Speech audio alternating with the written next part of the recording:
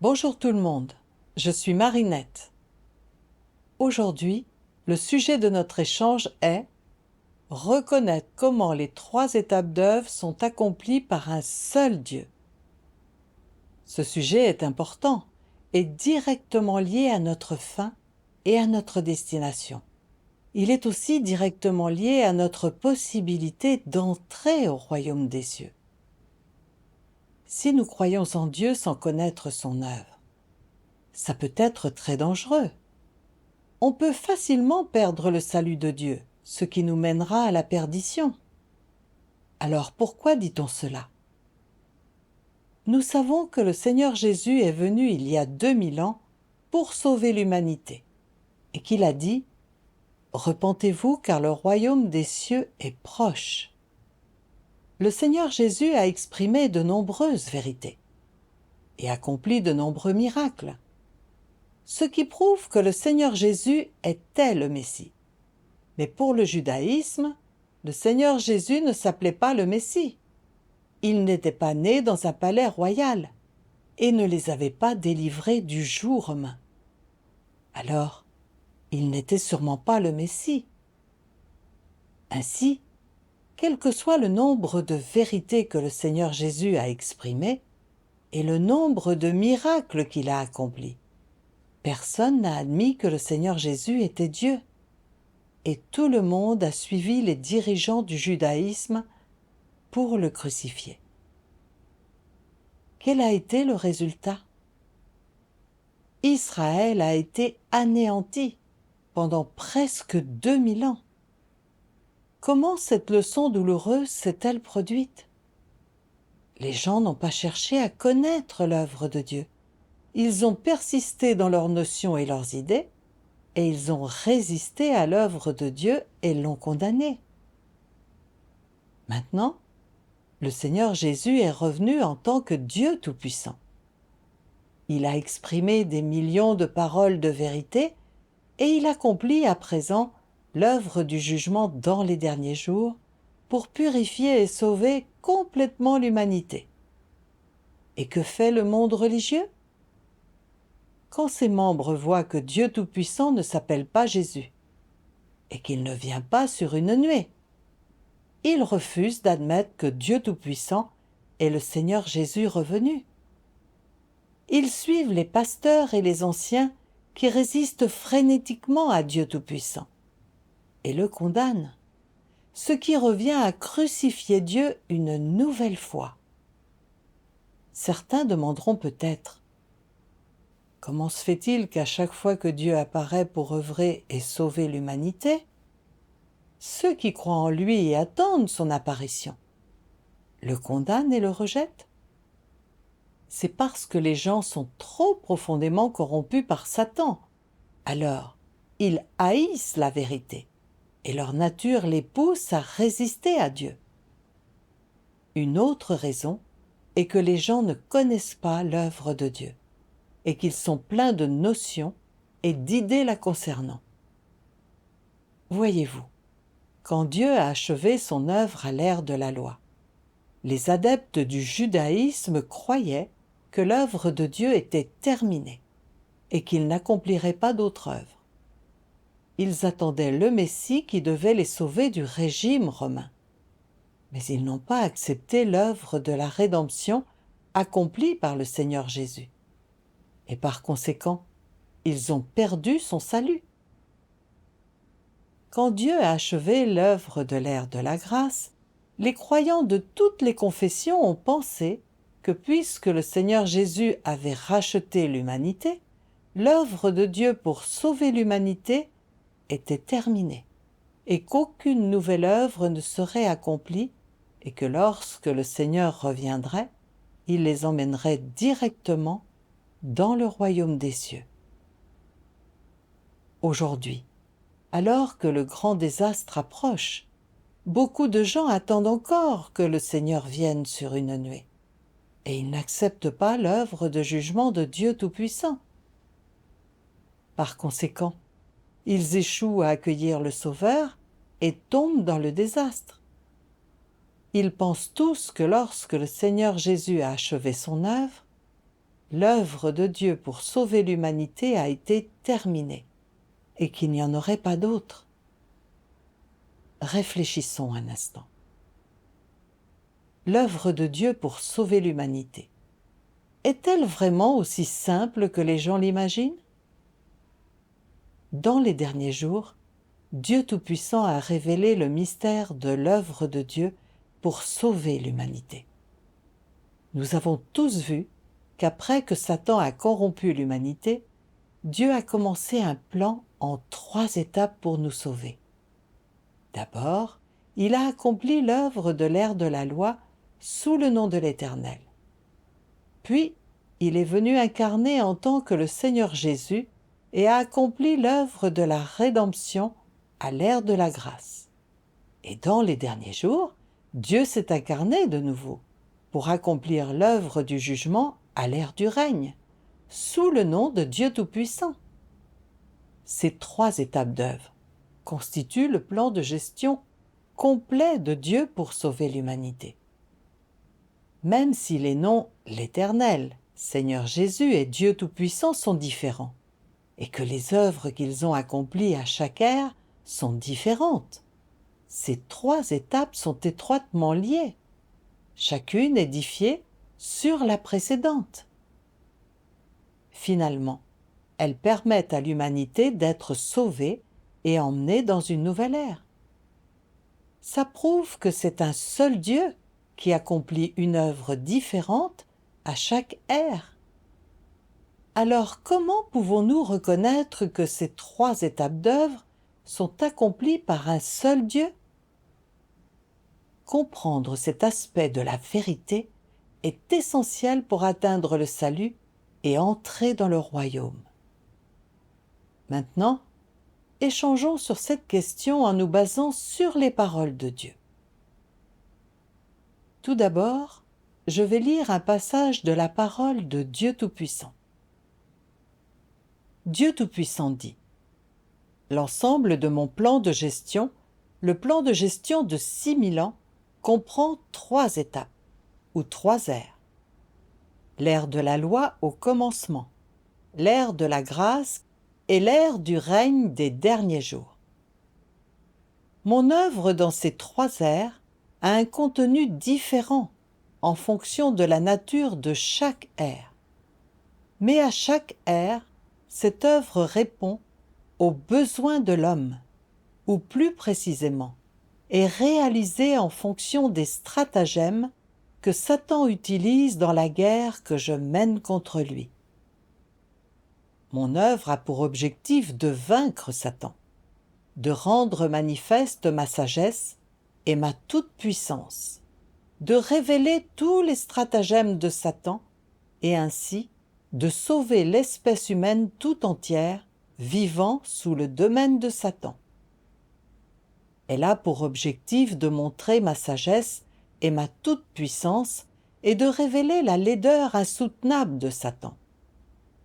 Plus encore, elle a pour objectif de permettre aux êtres créés de distinguer le bien du mal, de savoir que je suis le souverain de toutes choses, de voir clairement que Satan est l'ennemi de l'humanité, un dégénéré, le malin, et de leur permettre de discerner avec une certitude absolue le bien du mal, la vérité du mensonge, la sainteté de la souillure, ce qui est grand de ce qui est ignoble.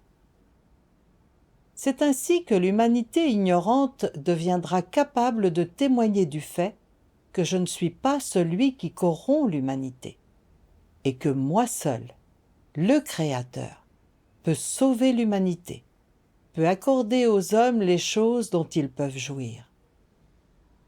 Ils prendront alors conscience que je suis le souverain de toutes choses et que Satan est simplement l'un des êtres que j'ai créés et qui, par la suite, s'est retourné contre moi.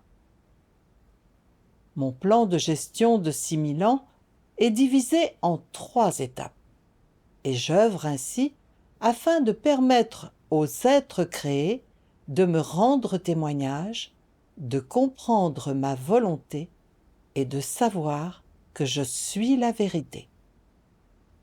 Grâce aux paroles de Dieu Tout-Puissant, nous voyons que l'œuvre de Dieu pour sauver l'humanité est divisée en 3 étapes. La première est l'œuvre de l'ère de la loi, accomplie par l'Éternel Dieu il y a plus de 3000 ans. La seconde est l'œuvre de l'ère de la grâce, accomplie par le Seigneur Jésus il y a 2000 ans. Et la troisième étape se déroule maintenant. C'est l'œuvre du jugement de l'ère du règne accomplie par Dieu Tout-Puissant à la fin des derniers jours. Même si les contenus de ces 3 étapes diffèrent, chaque étape progresse par rapport à la précédente et approfondit l'œuvre. Ces 3 étapes sont aussi étroitement liées et elles accomplissent finalement le salut complet de l'humanité. L'œuvre de jugement de Dieu Tout-Puissant dans les derniers jours achève l'ère de la grâce et commence l'ère du règne. Et cette étape d'œuvre détermine le destin de l'humanité. Si on ne comprend pas l'œuvre de Dieu, il nous est facile de rater notre dernière chance d'être sauvés et perfectionnés par Dieu, ce qu'on regretterait jusqu'à la fin de nos jours. Ça signifie qu'il est encore plus nécessaire d'expliquer en quoi consistent les 3 étapes d'œuvre. Demandons-nous, pourquoi la première étape de Dieu pour sauver l'humanité a-t-elle été l'œuvre d'édicter la loi? Parce que les humains étaient comme de petits enfants au début. Ils ne savaient pas comment vénérer Dieu. Ils ne savaient pas comment vivre. Et même des principes moraux basiques, comme le fait que le meurtre et le vol sont des péchés, leur échappaient. L'Éternel Dieu a édicté les lois et les commandements pour enseigner aux gens comment vivre sur terre. Leur dire qu'ils ne devaient pas tuer, voler, commettre l'adultère, et ainsi de suite, afin que les gens aient une conception basique du péché, sachent ce qu'ils devaient faire et ne pas faire, et qu'ils devaient respecter la loi et le sabbat. Ceux qui respectaient la loi étaient bénis par Dieu, et ceux qui la violaient étaient condamnés et devaient faire un sacrifice pour expier. Quand les gens violaient certaines lois et certaines règles, ils s'attiraient la colère et la punition de l'Éternel, et ils étaient lapidés ou brûlés par un feu du ciel. Les Israélites ont goûté à la majesté et à la colère de Dieu, ainsi qu'à son soin et à sa miséricorde, et ils ont été convaincus que l'Éternel Dieu était l'unique vrai Dieu, qui avait créé le ciel et la terre. Par conséquent, ils craignaient tous l'Éternel et obéissaient à sa loi. Ils vivaient normalement et vénéraient Dieu sur terre. Et ils étaient capables de vivre dans la présence de Dieu. Voilà quel a été le résultat de l'œuvre de Dieu à l'ère de la loi. Alors, la fin de l'œuvre de Dieu à l'ère de la loi signifie-t-elle que son œuvre pour sauver l'humanité était terminée? Bien sûr que non. Même si les gens de l'ère de la loi savaient ce qu'étaient les péchés, comment sacrifier et expier, et comment vénérer Dieu, ils échouaient souvent à respecter la loi, parce qu'ils étaient corrompus par Satan. Surtout à la fin de l'ère de la loi, les gens péchaient de plus en plus souvent, et n'avaient plus assez de sacrifices pour expier leurs péchés. Si l'œuvre de Dieu s'était arrêtée à l'ère de la loi, les gens auraient été condamnés et exécutés pour leurs péchés en vertu de la loi, et l'humanité aurait été anéantie. Par conséquent, l'Éternel Dieu s'est servi des prophètes pour dire aux Israélites que le Messie viendrait en tant que sacrifice d'expiation pour racheter l'humanité. Les prophéties disent « Car un enfant nous est né, un fils nous est donné, et la domination reposera sur son épaule. On l'appellera admirable, conseiller, Dieu puissant, Père éternel, Prince de la paix. Et l'Éternel a fait retomber sur lui l'iniquité de nous tous. L'Éternel en a fait un sacrifice pour le péché. Ensuite, comme il l'avait promis, Dieu est venu incarner en tant que le Seigneur Jésus, pour accomplir l'œuvre de racheter l'humanité. Quand il vivait parmi les gens, le Seigneur Jésus a exprimé de nombreuses vérités. Il leur a enseigné à confesser leurs péchés et à se repentir, à aimer le Seigneur de tout leur cœur, de toute leur âme et de tout leur esprit, à aimer leur prochain comme eux-mêmes, à vénérer Dieu en esprit et en vérité, et ainsi de suite. Ces vérités ont complètement perfectionné la loi et donné un nouveau chemin de pratique aux gens. Il a aussi guéri les malades, chassé les démons, pardonné les péchés des gens, accordé des bénédictions et la grâce. Et finalement, il a été crucifié en tant que chair sans péché. Il s'est chargé des péchés de tout le monde et il a racheté l'humanité. Après ça, les gens n'avaient plus besoin de faire des sacrifices quand ils péchaient. Tant qu'ils priaient et se confessaient, ils étaient pardonnés et jouissaient des bénédictions et de la grâce de Dieu. Les gens ont fait l'expérience du tempérament miséricordieux et aimant de Dieu, et ils étaient bien plus proches de lui. Il est clair que l'œuvre du Seigneur Jésus a complètement accompli les prophéties de l'Ancien Testament. Elle a sauvé les gens des entraves de la loi, mis fin à l'ère de la loi et fait entrer l'humanité dans l'ère de la grâce. Ça prouve que le Seigneur Jésus était le Sauveur et la venue du Messie. La vérité exprimée par le Seigneur Jésus et son œuvre de rédemption sont l'expression du tempérament de Dieu et de tout ce que Dieu a et est, et elles révèlent pleinement l'autorité et le pouvoir unique de Dieu, ce qui prouve que le Seigneur Jésus est le Dieu incarné et que le Seigneur Jésus et l'Éternel sont un seul esprit et un seul Dieu. Comme le Seigneur Jésus a dit, « Ne crois-tu pas que je suis dans le Père et que le Père est en moi ? Moi et le Père, nous sommes un. » L'œuvre de la rédemption et l'œuvre de l'ère de la loi sont deux étapes d'œuvres différentes, accomplies à des ères différentes par le même Dieu. Comme les paroles de Dieu Tout-Puissant disent, « L'œuvre que Jésus a faite représentait le nom de Jésus et elle représentait l'ère de la grâce. Quant à l'œuvre accomplie par l'Éternel, elle représentait l'Éternel et elle représentait l'ère de la loi. Leur œuvre était l'œuvre d'un seul esprit en deux ères différentes. Précisément parce que Jésus est venu et a conclu l'œuvre de l'Éternel, a poursuivi l'œuvre de l'Éternel et de plus, a entrepris sa propre œuvre, une nouvelle œuvre, cela prouve qu'il s'agissait d'une nouvelle ère et que Jésus était Dieu lui-même. Ils ont fait deux étapes distinctes de l'œuvre. L'une a été réalisée dans le temple et l'autre a été réalisée à l'extérieur du temple. L'une était de mener la vie de l'homme conformément à la loi, et l'autre était d'offrir un sacrifice d'expiation. Ces deux étapes de l'œuvre étaient incontestablement différentes. C'est la division de la nouvelle et de l'ancienne ère, et c'est tout à fait correct de dire que ce sont deux ères différentes. L'emplacement de leur œuvre était différent. Le contenu de leur œuvre était différent, et l'objectif de leur œuvre était différent.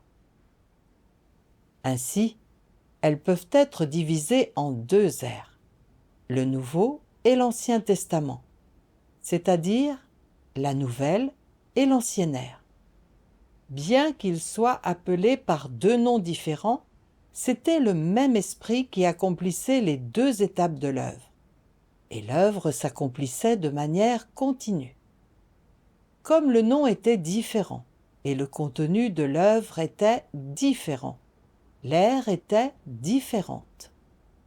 Lorsque l'Éternel est venu, cela a été l'ère de l'Éternel, et quand Jésus est venu, cela a été l'ère de Jésus. Et donc, chaque fois que Dieu vient, il a un nom, il représente une ère, et il commence un nouveau chemin. Et sur chaque nouveau chemin, il prend un nouveau nom, ce qui montre que Dieu est toujours nouveau, et jamais ancien, et que son œuvre ne cesse jamais de progresser dans la bonne direction. L'ère de la grâce a duré 2000 ans, et presque tous les croyants ont pensé que la crucifixion du Seigneur Jésus pour racheter l'humanité avait achevé l'œuvre de Dieu pour sauver l'humanité, et que lorsque le Seigneur reviendrait dans les derniers jours, il enlèverait directement les fidèles au ciel. Alors, est-ce vraiment le cas? Il est vrai que les péchés des croyants sont pardonnés, mais les natures pécheresses des gens ne sont toujours pas résolues. Nous sommes encore contrôlés par nos natures pécheresses. Nous mentons et péchons souvent sans le vouloir. Nous luttons pour la gloire et le gain. Nous sommes jaloux, arrogants, suffisants et rebelles. Nous sommes incapables de tolérance. Nous ne pratiquons pas le fait d'aimer nos prochains comme nous-mêmes. Et il nous est encore plus dur d'aimer le Seigneur et de lui obéir. Pendant 2000 ans, tous les croyants ont vécu piégés dans un cercle vicieux, péchant le jour et se confessant la nuit. Et ils ressentent profondément la douleur et la souffrance de la vie dans le péché. C'est un fait irréfutable.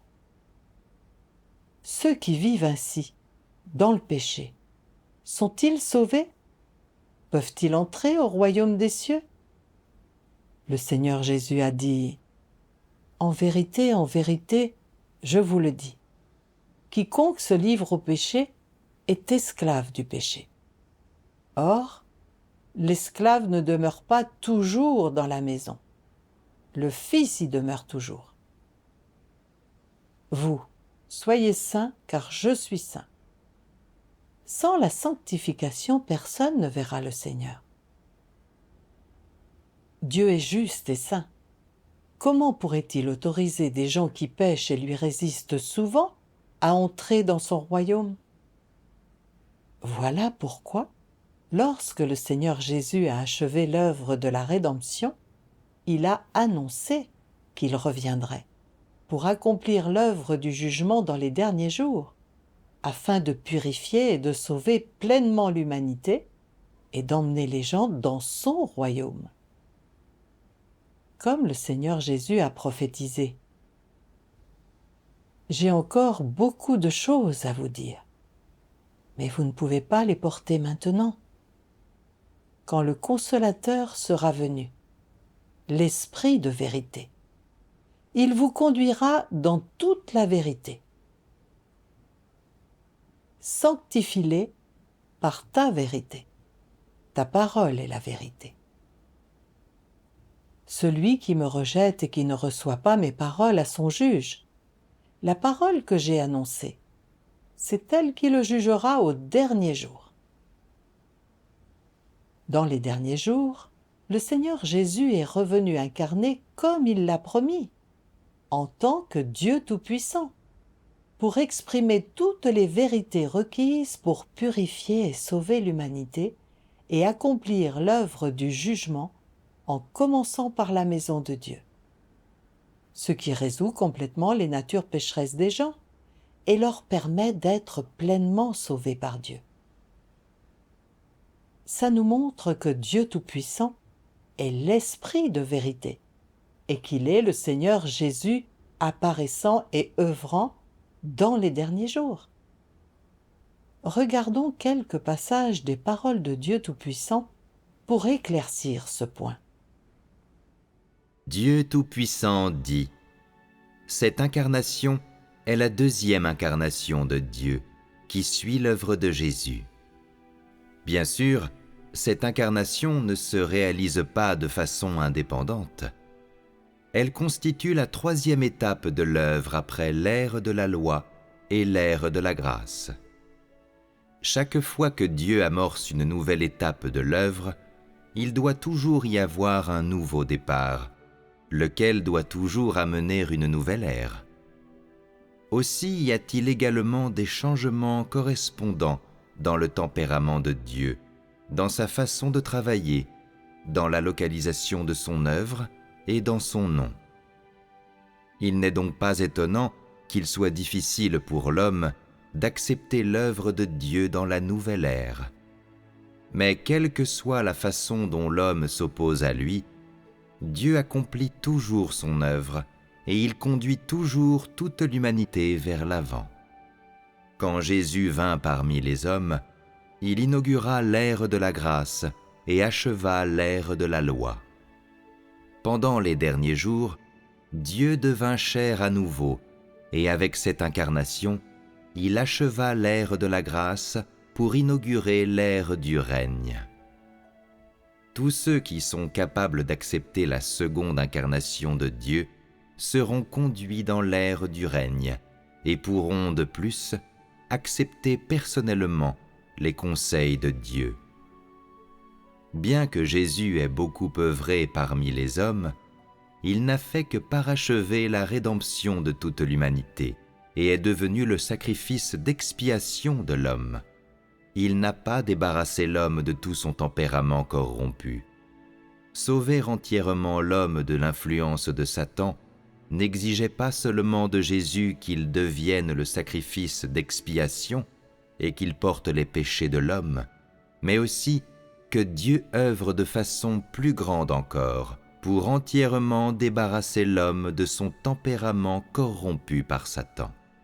Et donc, à présent que l'homme a été pardonné pour ses péchés, Dieu est redevenu chair pour conduire l'homme dans la nouvelle ère et a commencé l'œuvre du châtiment et du jugement. Cette œuvre a mené l'homme dans un domaine plus élevé. Tous ceux qui se soumettent à sa domination jouiront d'une vérité supérieure et recevront de bien meilleures bénédictions. Ils vivront véritablement dans la lumière et gagneront la vérité, le chemin et la vie. Grâce à cette œuvre du jugement et du châtiment, les hommes prendront pleinement conscience de l'essence souillée et corrompue en eux-mêmes, et ils pourront changer complètement et être purifiés. L'homme peut être digne de retourner devant le trône de Dieu seulement de cette manière. Toute l'œuvre effectuée aujourd'hui vise la purification et la transformation des hommes, grâce au jugement et au châtiment par la parole, ainsi que grâce à l'épurement, l'homme peut rejeter sa corruption et être purifié. Plutôt que de considérer cette étape de l'œuvre comme celle du salut, il serait plus approprié de dire que c'est l'œuvre de la purification. En vérité, cette étape est celle de la conquête, ainsi que la deuxième étape dans l'œuvre du salut. L'œuvre d'aujourd'hui a fait évoluer l'œuvre de l'ère de la grâce, c'est-à-dire que l'œuvre sous la totalité du plan de gestion de 6000 ans a avancé. Bien que l'ère de la grâce soit terminée, l'œuvre de Dieu a progressé. Pourquoi est-ce que je ne cesse de répéter que cette étape de l'œuvre est bâtie sur l'ère de la grâce et l'ère de la loi? Parce que l'œuvre de ce jour est une suite de l'œuvre réalisée à l'ère de la grâce et une avancée par rapport à celle réalisée à l'ère de la loi. Les trois étapes sont intimement interconnectées et chaque maillon de la chaîne est fermement rattaché au suivant. Pourquoi est-ce que je dis également que cette étape de l'œuvre est bâtie sur celle réalisée par Jésus?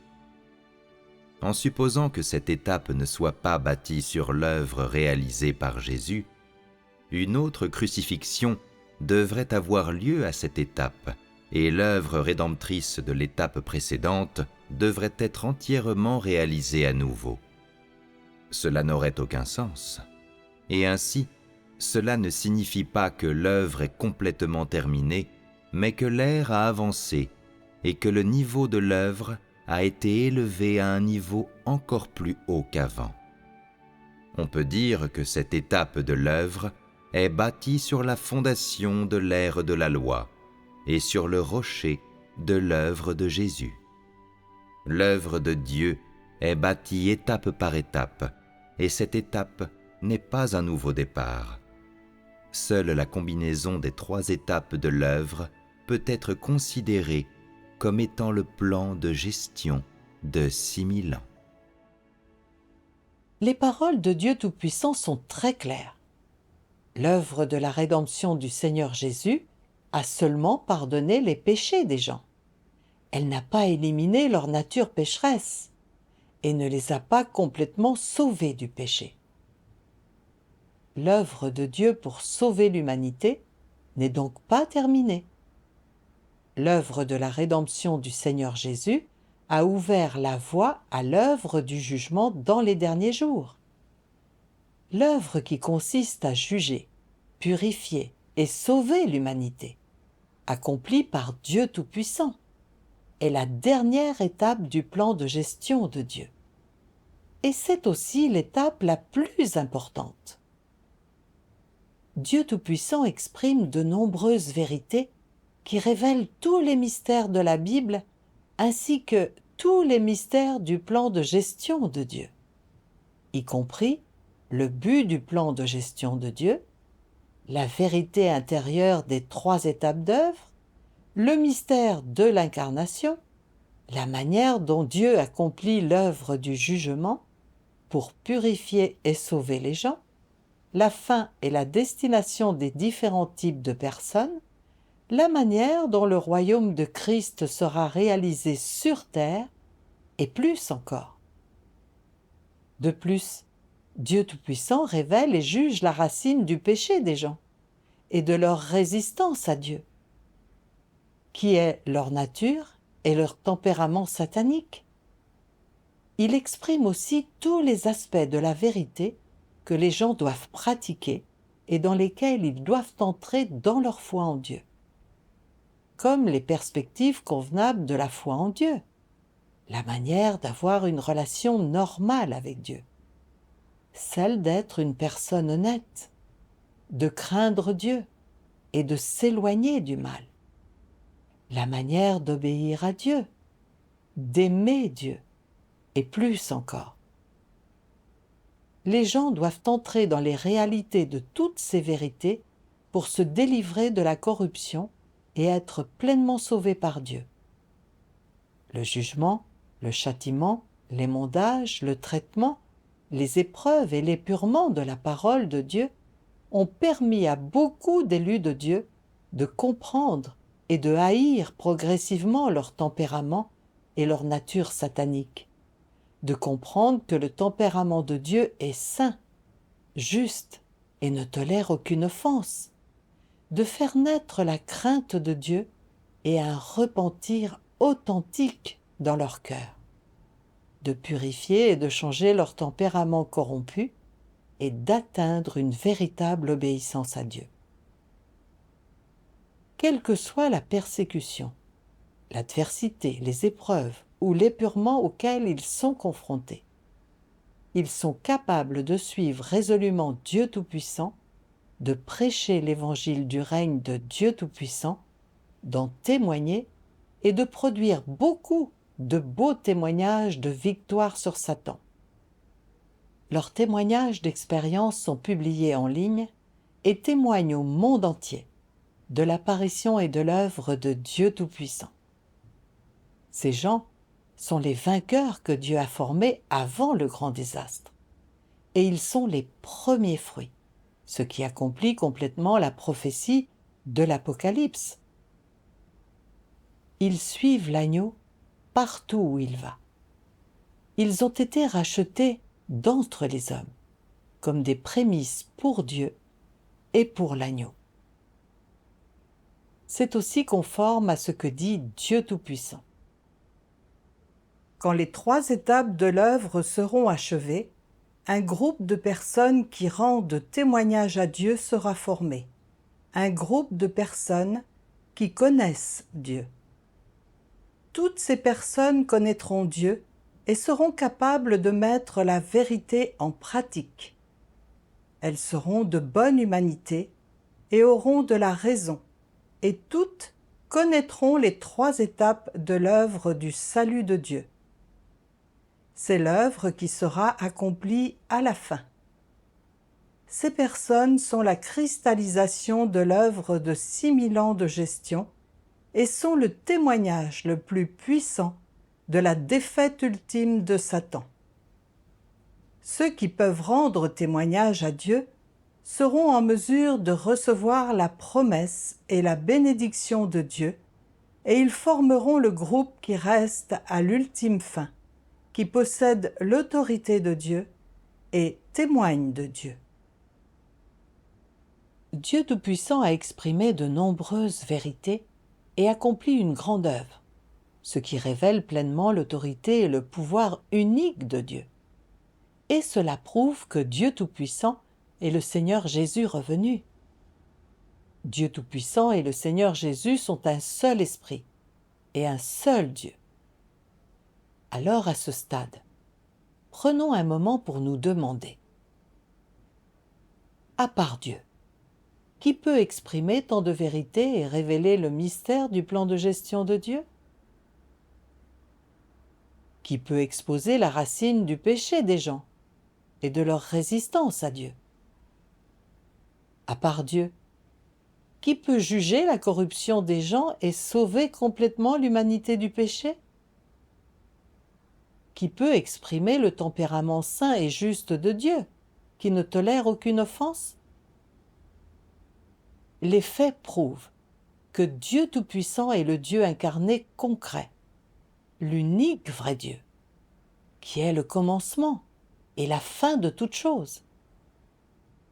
Est-ce clair pour tout le monde maintenant? Les 3 étapes d'œuvre accomplies à l'ère de la loi, à l'ère de la grâce et à l'ère du règne sont 3 étapes différentes de l'œuvre de Dieu pour sauver l'humanité, à différentes ères. L'œuvre de la loi a enseigné aux hommes ce qu'est le péché. L'œuvre de la rédemption a racheté leur péché. Et l'œuvre du jugement leur permet d'éliminer le péché. Ces 3 étapes d'œuvre sont étroitement liées. Chacune bâtisse sur la précédente. Et finalement, les gens sont pleinement sauvés de l'influence de Satan et emmenés dans le royaume de Dieu. C'est le processus entier par lequel Dieu gère et sauve l'humanité. Du commencement à la fin, il est accompli par un seul Dieu. Même si les noms de Dieu diffèrent, ainsi que ses méthodes et son œuvre, l'essence de Dieu, ce que Dieu a et est, et le tempérament de Dieu sont identiques et ne changent jamais. Si nous regardons les paroles prononcées par l'Éternel Dieu à l'ère de la loi, celles du Seigneur Jésus à l'ère de la grâce, et celles de Dieu Tout-Puissant à l'ère du règne, toutes sont la vérité. Elles sont l'expression et la révélation du tempérament de Dieu et de ce que Dieu a et est. Elles viennent de la même source, et elles sont la voix et les paroles d'un seul esprit. C'est la preuve que les 3 étapes d'œuvre sont accomplies par un seul Dieu. C'est conforme à ce que disent les paroles de Dieu Tout-Puissant.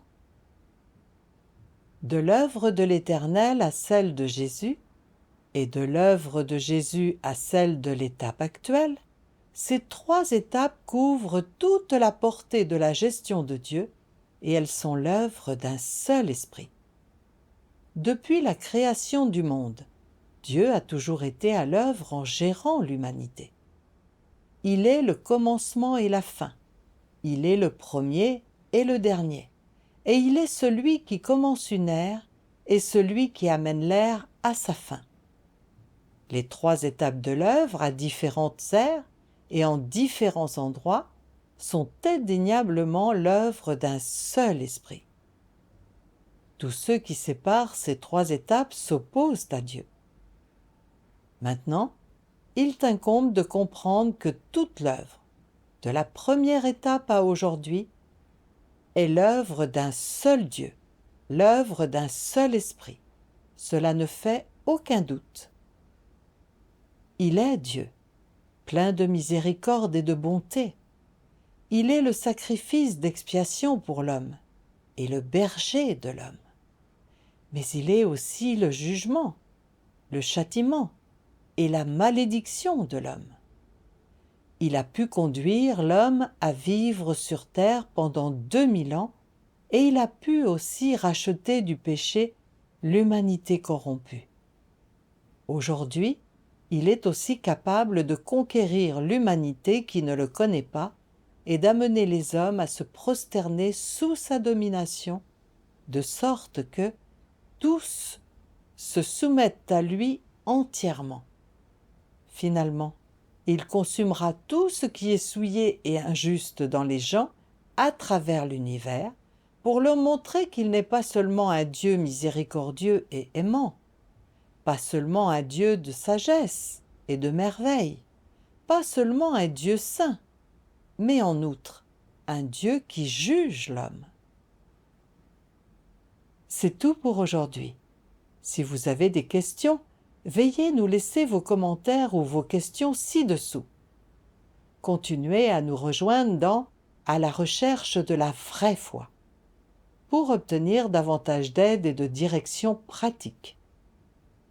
À la prochaine.